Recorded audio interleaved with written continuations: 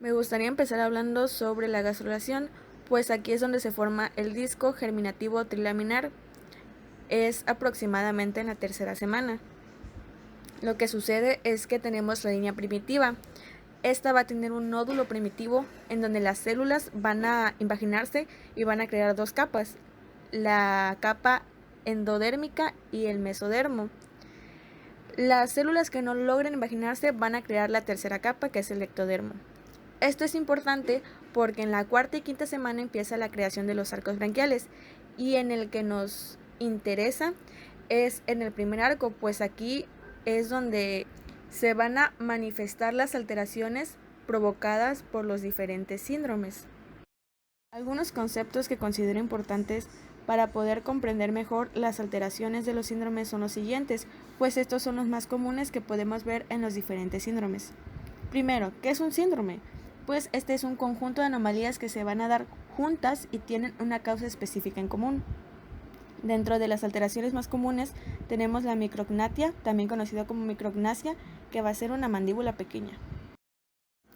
El prognatismo va a ser el crecimiento acentuado de la mandíbula respecto al maxilar. Este va a entrar como la clase 3 de Angle.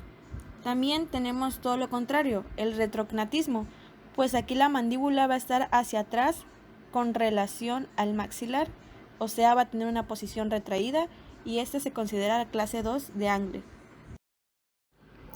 El labio fisurado se produce cuando el tejido que forma los labios no se une completamente antes del nacimiento. Esto ocasiona una abertura en el labio superior que puede ser pequeña o incluso llegar hasta la nariz. Se va a producir entre la cuarta y la séptima semana.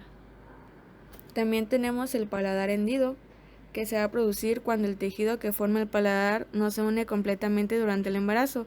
Esto sucede entre la semana 6 y la 9.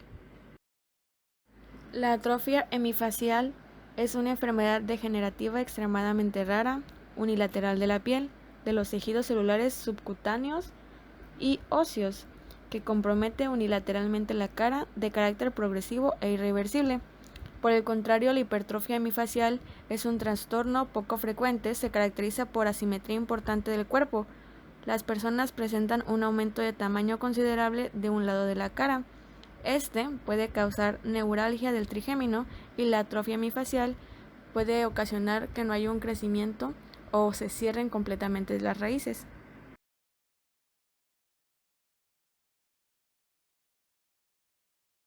Síndrome de Pierre-Robin.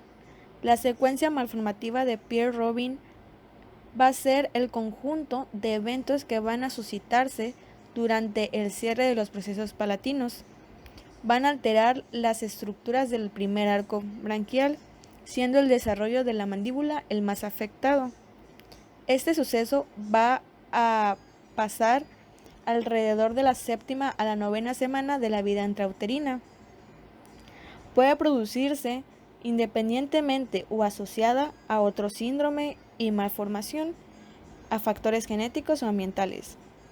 La anomalía principal consiste en un crecimiento escaso del maxilar inferior y, como resultado, un desplazamiento hacia atrás de la lengua, que no cae de entre las crestas palatinas, lo cual evita su fusión. Su incidencia va a ser 1 de cada 8.500 nacidos.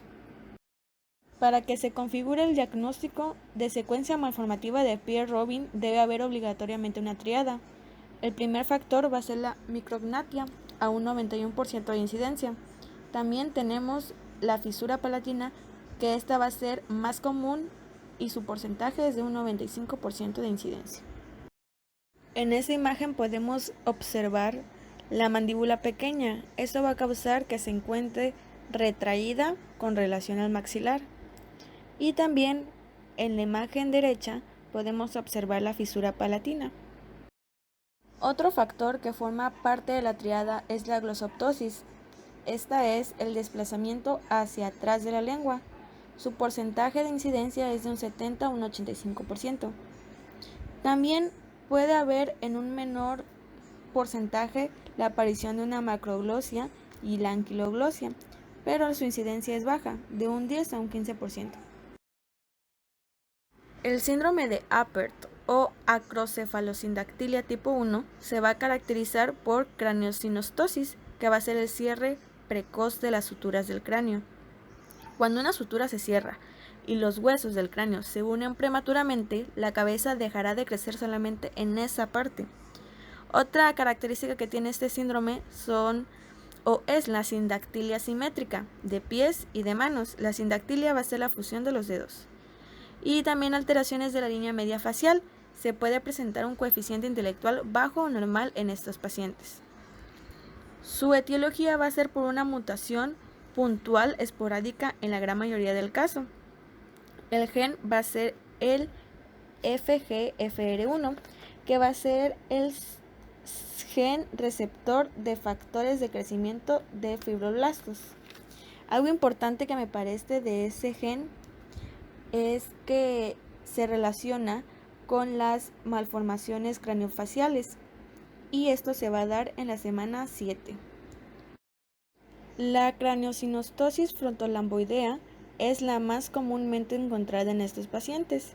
Se observa como se refleja en la imagen. Para explicar las características clínicas en los maxilares tenemos 3 imágenes.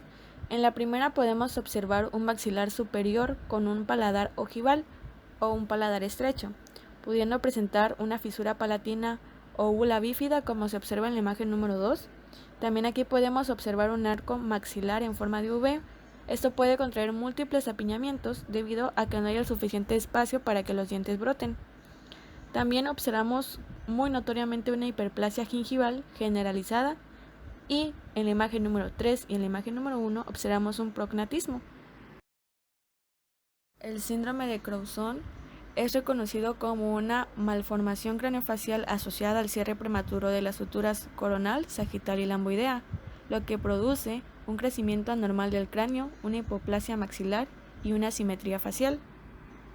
Como mencioné anteriormente, los síndromes que involucren el gen receptor del factor de crecimiento de fibroblastos van a tener como característica una anomalía craneofacial y esta se va a dar entre la 7ª semana, 50 días posfecundación hasta el nacimiento.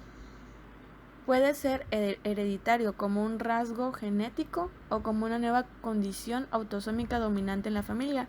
Esto quiere decir que a veces la persona que nace con ese síndrome es la primera en la familia, pues no necesariamente los padres también tienen esta condición. Se va a caracterizar por una triada con deformidades del cráneo, de la cara y de los ojos.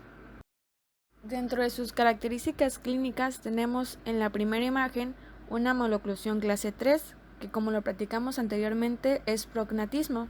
También se muestra un apiñamiento. Estas son características propias del síndrome. En la imagen número 2 podemos observar una mordida cruzada anterior y posterior y un paladar estrecho. Otras características clínicas que podemos observar es el exoftalmos, que va a ser la hinchazón en los ojos. Puede tener causas que no se deben a una enfermedad subyacente. Y también está la nariz en pico del loro. Síndrome de Down suele deberse a una copia extra del cromosoma 21. Se da entre la 4ª y la 5ª semana, pues aquí sucede la mitosis y la meiosis. Las características que presentan los niños con este síndrome son el retraso de crecimiento, varios grados de retraso mental, anomalías craneofaciales, entre ellas unos ojos achinados, cara plana, orejas pequeñas, defectos cardiovasculares e hipotonía, que esta va a ser la tonicidad muscular débil. También casi todos desarrollan síntomas de la enfermedad de Alzheimer cuando sobrepasan los 35 años. Su incidencia es de 1 por cada 2.000 nacidos. Dentro de las características maxilofaciales tenemos en la imagen número 1 un paladar ojival. En la imagen número 2 podemos observar una macroglosia, igual puede haber una lengua fisurada y los movimientos de la misma pueden ser lentos e incorrectos. En esta imagen podemos observar una corrección del labio fisurado y también los pacientes suelen tener una nariz pequeña. Dentro de las características dentales pueden existir una retención prolongada de dientes deciduos, también la aparición de dientes supernumerarios. En la imagen número 1 podemos observar una agenesia dental o igual puede haber una nodoncia y una mordida abierta anterior. En la imagen número 2 observamos una mordida cruzada posterior. Los dientes permanentes presentan una forma cónica, como se observa en la primera imagen, igual pueden tener defectos en el esmalte. En la segunda imagen podemos observar una enfermedad periodontal y también hay una permanencia de caries. El síndrome del primer arco branquial corresponde a una falla genética de la irrigación del primer y segundo arco branquial, por anomalías en la conformación de la carótida interna y externa que derivan de los 3 primeros arcos aórticos. Se da entre la 4ª y la 6ª semana, aunque también estos cambios pueden producirse entre la 3ª y la 7ª semana, pues ocurre el crecimiento del polvo encefálico. Es un síndrome bastante complejo y comprende numerosos cuadros. Los elementos que se encuentran en la cara, los ojos, la nariz y la boca, pero también pueden comprometer los oídos externos y medios, el cuello, la columna cervical y las manos. Las manifestaciones que van a ocurrir es un hipertelorismo, que va a ser la separación exagerada de las cavidades orbitarias. Algo muy común es un labio fisurado, igual puede haber labios anchos, una boca abierta con una lengua prominente, o sea, una macroglosia. También la lengua puede estar fisurada, es un paladar ojival y todos esos factores causan una maloclusión dentaria, entre otros. El último síndrome es el de Treacher-Collins, que también es conocido como disostosis mandibulofacial. Es una patología originada por mutaciones del gen TCOF1. Este gen se encuentra tanto en humanos como en peces cebras. Ocurre entre la semana 8 y la 9 de gestación, específicamente entre la 8.5 y la 9.5. La mayoría tiene un desarrollo y una inteligencia normal. Se caracteriza por una hipoplasia malar causada por el subdesarrollo de los huesos cigomáticos, así que se puede observar una depresión en estos huesos. Una micrognatia, una malformación tanto del oído externo como del medio, y esto va a ocasionar una sordera por conducción. También se pueden observar en la imagen unos párpados inferiores caídos y la cara es estrecha. Como se había comentado, la mandíbula presenta hipoplasia del cóndilo y la apófisis coronoides. El paladar es ojival, los signos pueden ser uni o bilaterales, los bilaterales son más frecuentes. Los dientes se encuentran separados y hay ausencia del ángulo nasofrontal. También hay anomalías en las uniones temporomandibulares.